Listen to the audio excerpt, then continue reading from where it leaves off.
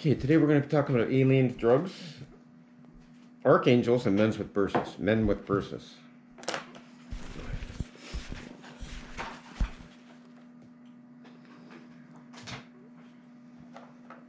And Metatron's cube, especially because it's all over the internet, it's luring lots of young children and teens and even a lot of adults to worship this Metatron's cube as an archangel.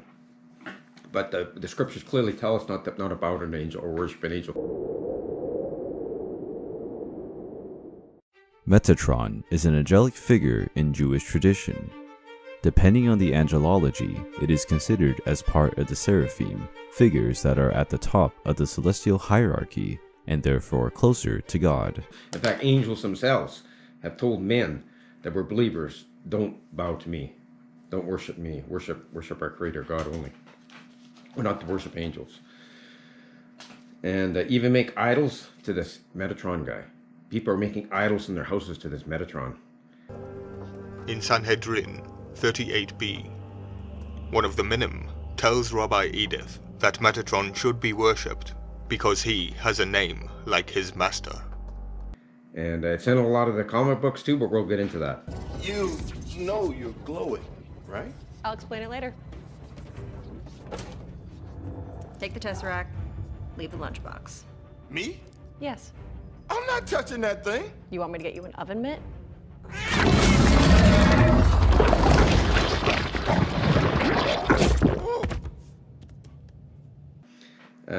New Age people use him as an ascended master. And they actually leave their bodies to get in touch with these other beings through Metatron. Transmutation body of the spirit, my dear and loved ones, I am Metatron, I am the light and love of God. My dear, today I came to finish my story about the transmutation of your bodies into light. Today I will tell you about your atomic body, about the changes that you will feel within yourself.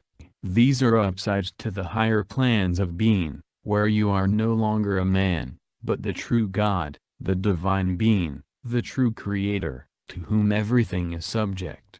So this is really serious stuff. This is new gods. This is new gods to the most definite here.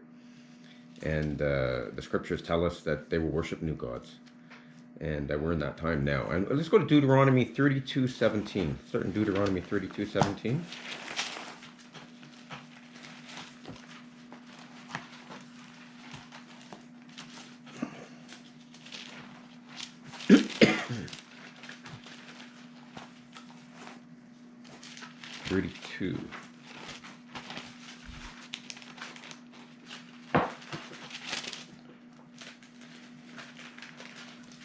And let's look at that, because this is exactly what we see going on the internet today. You can quickly look at it, take a look at it, Metatron's cube. Take a look at it, study it on your own so you don't get caught up in this stuff. Because a lot of your friends probably will.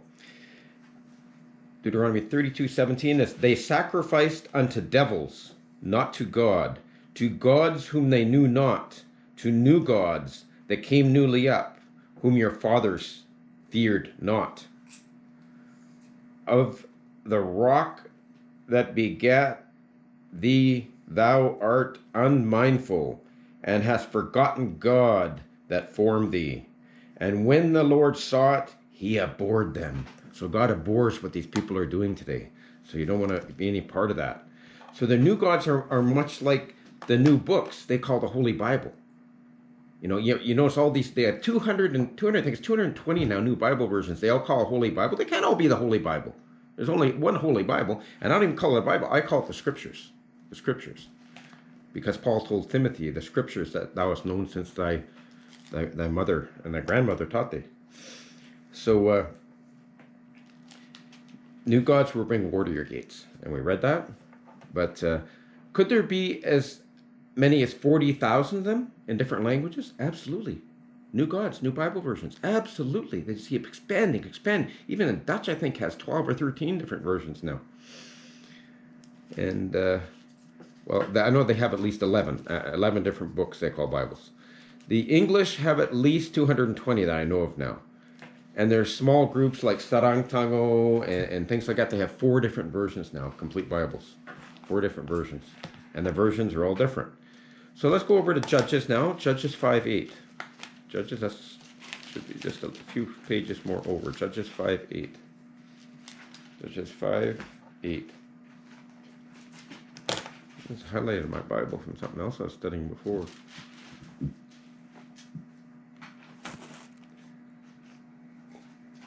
Let's look at war at the gates. And you'll bring war right to your gates if you start practicing this Metatron guy. God. Judges 5:8, they chose new gods. Then was war in their gates. Was there a shield or spear seen among the 40,000 in Israel? We can talk about that. That's another sermon, what happened there.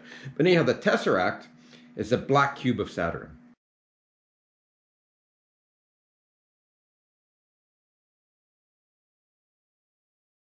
And it's everywhere now. It's everywhere, the Tesseract. You drive in any city, you're going to see these Tesseracts, which are like, kind of like, domino piece, and they're black, and they're standing up in the air. All these cities have these now. It's very interesting what that is. We have in Austria, Denmark,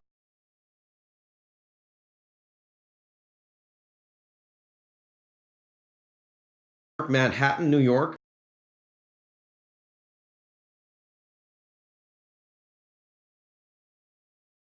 Santa Ana,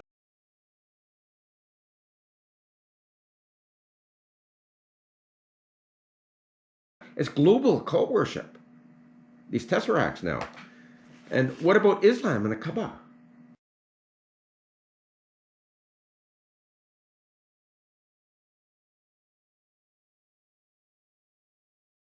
What is the Kaaba? It's the same spiritual circle goes around the Kaaba as Saturn. You look on Saturn, they got really deep space Hubble telescope now. You look at Saturn, and there is a six-sided cube on there now, which is like a square inverted sideways. And it's spinning, and there's little things moving around counterclockwise around this cube on the North Pole of Saturn. It's springtime on Saturn, and the hexagon is out. A perfect six-sided hurricane, 60 miles deep, that could swallow 4 Earths. It's ringed by winds of ammonia and hydrogen blowing 220 miles an hour. The storm was seen by the twin Voyager spacecraft when they passed by in the early 80s. That was the last time until recently that sunlight graced the North Pole of Saturn, which takes 30 of our years to make one circuit of the Sun. Soon after the Voyagers departed, winter descended. Saturn's rings tipped away from us, plunging the North Pole into 15 years of darkness. Without sunlight, astronomers were limited to infrared images. They showed the hexagon was still there. But what is it? The hexagon is a narrow jet stream that circles the North Pole. And that's exactly how they walk in the Kaaba. They walk around counterclockwise around that square. And they walk like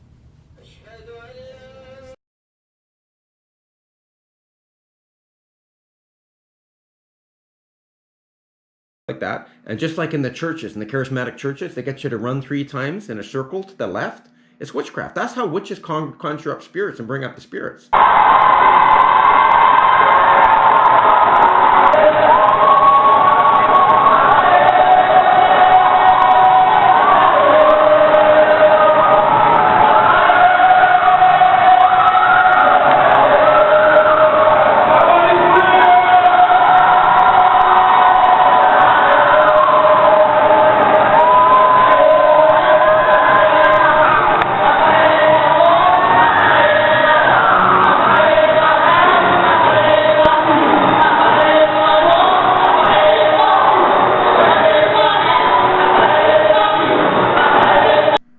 They go counterclockwise. They run counterclockwise or walk counterclockwise in a circle at least 3 times. Charismatics are doing it. These new Metatron cube worshippers are doing it, and the Islam is doing it, and the Catholic Church also. That it comes a lot of it stems from the Catholic Church. But anyhow, we're going to go. The modern church. I think Kenneth Hagin started it. The running in circles around his church, always counterclockwise.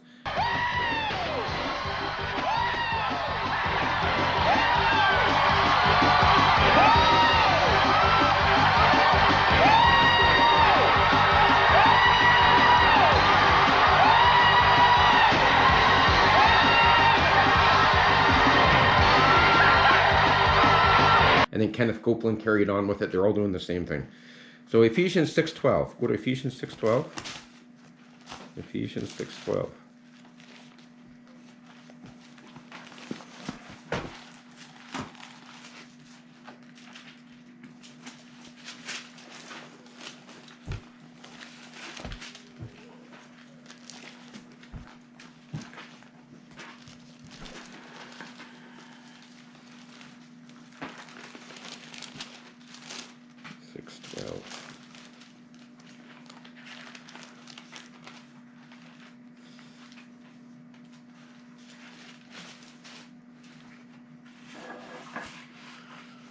For we wrestle not against flesh and blood, but against principalities, against powers, against the rulers of the darkness of the world, against spiritual wickedness in high places. It's not your flesh, guys. Our flesh is still going to sin. We just try and sin less when we believe God. We're wrestling against spiritual stuff. And the spiritual stuff is infiltrating our houses through the internet. So we have to be aware of what's going on with this Metatron's cube, with these monoliths. So the tesseract is the same as an open cube. And it's explained. It's actually in a movie called Interstellar. I don't know if you guys saw it.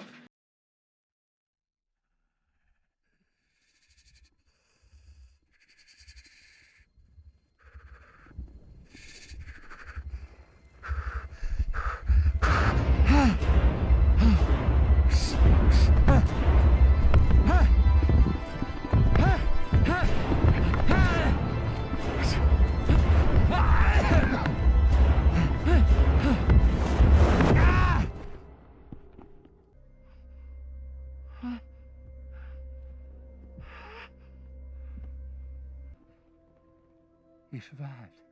Somewhere in their fifth dimension, they saved us. Who the hell is they? And just why they want to help us, huh? I don't know, but they constructed this three-dimensional space inside their five-dimensional reality to allow you to understand it. Hell, that ain't working. Yes, it is. You've seen that time is represented here as a physical dimension. You have worked out that you can exert a force across space-time. Gravity. To send a message. Affirmative. Gravity can cross the dimensions, including time. Apparently. Interstellar, the astronaut enters the fifth dimension. He goes through the fourth and then enters the fifth dimension. And I think it was in 2000 this Interstellar came out. I don't know exactly what the exact year. And also in cartoons, they teach the tesseract to children and young adults alike through cartoons. And you've probably seen it in what was that? They have, Zach, what's that movie where the cars turn into... Transformers, yes. Yes, the Tesseract's worshipped in there, and a lot of other cartoons too. The cartoon versions. And I think it might even be in the actual film versions. Video Captain Marvel, it has a Tesseract scene. There's a Tesseract scene in Captain Marvel too. That's a Tesseract. Be careful of that. You know you're glowing, right? I'll explain it later. Take the Tesseract, leave the lunchbox. Me? Yes. I'm not touching that thing. You want me to get you an oven mitt?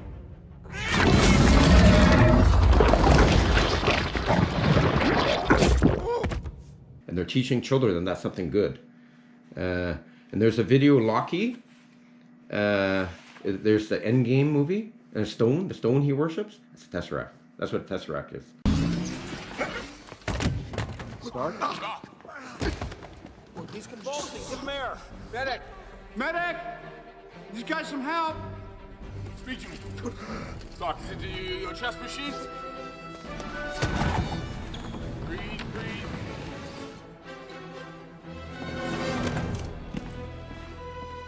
Good job. Meet me in the alley. I'm gonna grab a quick slice.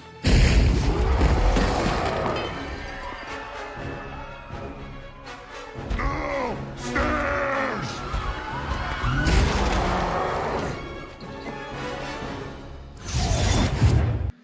And the video, the Thor Infinity scene. The Infinity scene, he's worshiping Tesseract. He's teaching children that it's kind of cool to worship this Tesseract. This is it. The water of sight. In every realm, there's a reflection. If the water spirits accept me, I can return to my dream and find what I missed. Men who enter that water, the legends don't end well. It could be anywhere. And is this the center of everything? I'm just a guy looking for a needle in the world's biggest haystack. How do you find it? Pretty simple. You bring a magnet. Oh, I'm decrypting nuclear codes and you don't want me to. Come and get me.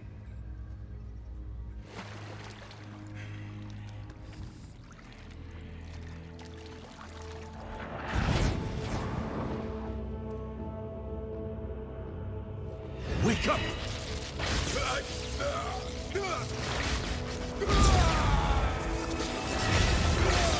Core! Extinction.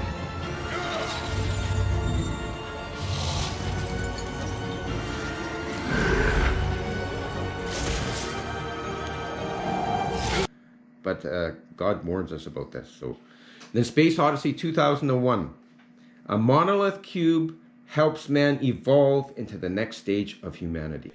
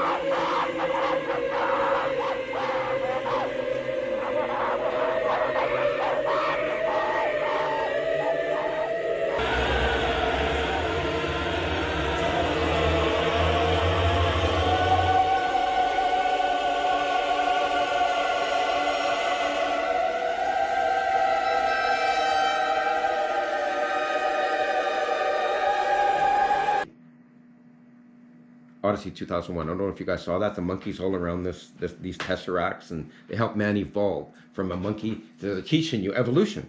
They're pushing evolution on children. That's what they're doing. Isaiah 14:12 to 14. We all know this verse, I'm sure, but let's put Isaiah 14:12 to 14, because this is what they're doing with these movies. Teaching kids that it's cool.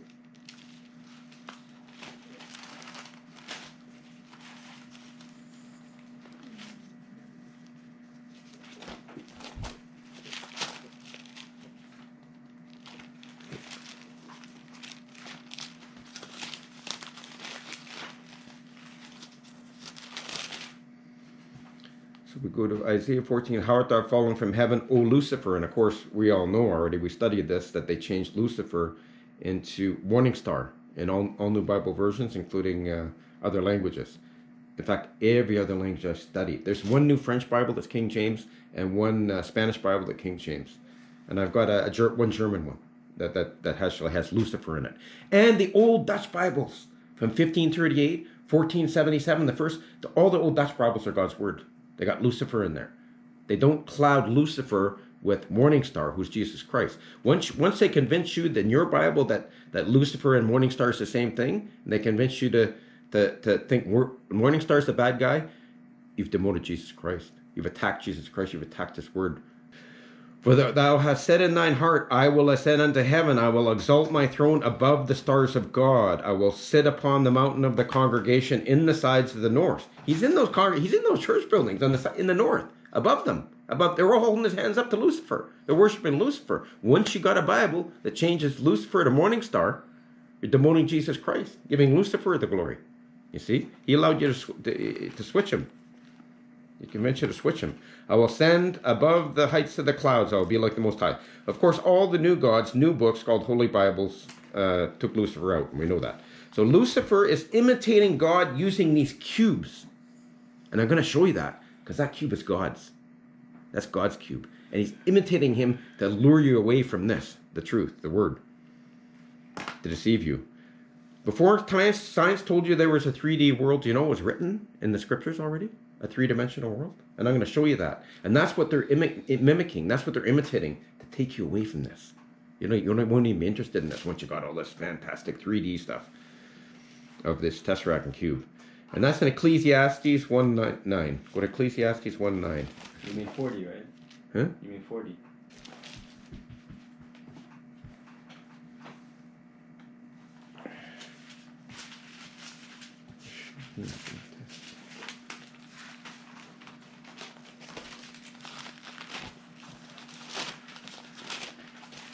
I'm going to take you right into the interdimensional world here in the scriptures. Ecclesiastes 1:9, sorry. 1:9.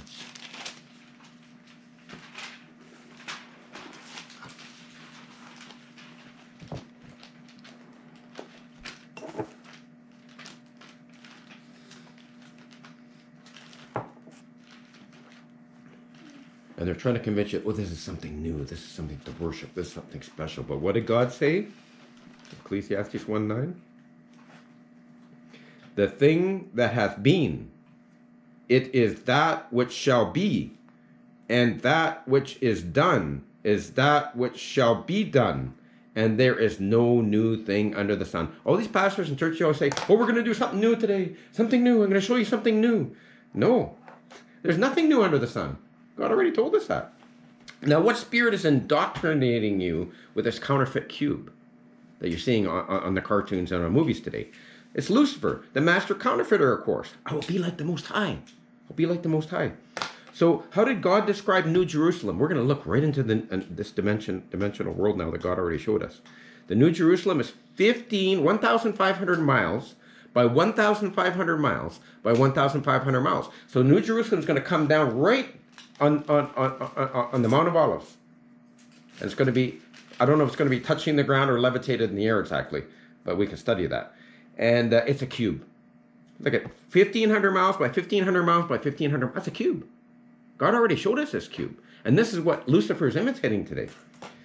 It could also be a pyramid, of course, a type of pyramid, because a pyramid would be the same type of dimensions, but I think it's a cube. It's the same measurements on each side. It has 4 sides. And Revelation 21:16, we're going to look at that. We're going to look at that more about this dimension.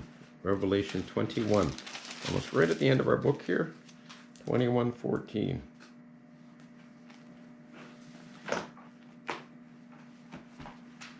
At 21:16. No, we wouldn't have to read that. We'll work down to 16 and look right at it. And this is the new city of Jerusalem. And most people, including most Christians, won't get in there. If you don't have this book, if you don't have God and believe every word of it, you won't get in there. You'll be stuck at the bottom if you make it by the skin of your teeth. Work out your salvation with fear and trembling. And the city lieth 4 square. There we go. And the length is as large as the breadth. And he measured the city with a reed, 12,000 furlongs. The length and the breadth and the height of it are equal. Length, breadth, and height. We got a cube there. So the New Jerusalem is outside of this realm, outside of time. And Lucifer will certainly copycat it to deceive you. That's why all this cube worship is going on today, and pumping it into your hearts through the movies. And you'll see it in the movies. And if you go back and you look at these things, you'll know exactly what I'm talking about. In these movies you probably have already seen. Pumping it into your hearts. Because the beings are being presented as angels of light and are manifested through this cube worship. There are many experimental drugs on the market today as well. One is called DMT. And they say, it's cool to take this DMT because it's natural. And there's another one, if you're licking a frog, they go to the rainforest and they lick these frogs to get high. News Center 4's health and environmental reporter Dr. Tom Linden joins us with the latest on a strange and, I guess, desperate practice, isn't it, Tom? It absolutely is, Sylvia. What we're talking about is licking toads to get high. Now, for years, various Indians of Central America have ingested the hallucinogenic secretions of toads, but that practice, according to the Drug Enforcement Administration, is against the law. At first glance, the toad does not look like a criminal. They call him Narco Toad. On the street, he's also known by his alias, Bufo marinus. He and his cousin, Bufo Alvarius, are dangerous dudes. They deal in a mind-scrambling substance that defends against intruders. It all comes from a little gland behind the toad's head. These glands produce a variety of substances, one of which in this case is a hallucinogenic compound. But all those substances are basically as a predator deterrent. That substance is bitter and foul-tasting. It blocks nerve transmission. It can affect the heart. It also can get you high. The hallucinogenic compound of bufotoxin sometimes do create a feeling of airiness or flying and things like that, and we believe that the witches flying around on broomsticks is probably due to the toad component of the witch's brew. These are crystallized secretions from a toad. A substance like this killed 4 people in Australia last year. In fact, possessing the secretion with intent to use it to get high is a federal offense. In order to do any legal action against a person, we'd have to prove drug intent, that you, like conspiracy to lick a toad or conspiracy to sell a toad to lick or something of that sort. If you want to get one of these toads, forget it. The zoo tells us that Bufo marinus is restricted in California. The toad has been introduced in places like Florida, and it's done a lot of damage there. It's also a potentially dangerous toad, and certainly one you would never want to lick. Sylvia? Never. Ever. Ever. No. Okay, thanks, Tom. Still to come tonight, charges that... Yeah, but anyhow, there's DMT. They pride it out as being natural. The DMT, as well as other drugs being legalized out there, like marijuana, magic mushrooms. They say magic mushrooms are natural, right? So eat them. There's also mushrooms that are poison. That's natural. Why not eat them and die? You know? So that's a pretty stupid excuse. Tobacco, I mean, it grows naturally. So people smoke it and then they get lung cancer and die. That's a stupid excuse to smoke it. I'm a living witness to that. I'm still suffering. But anyhow, these drugs are mechanisms that make your brain accept these beings and start worshiping them.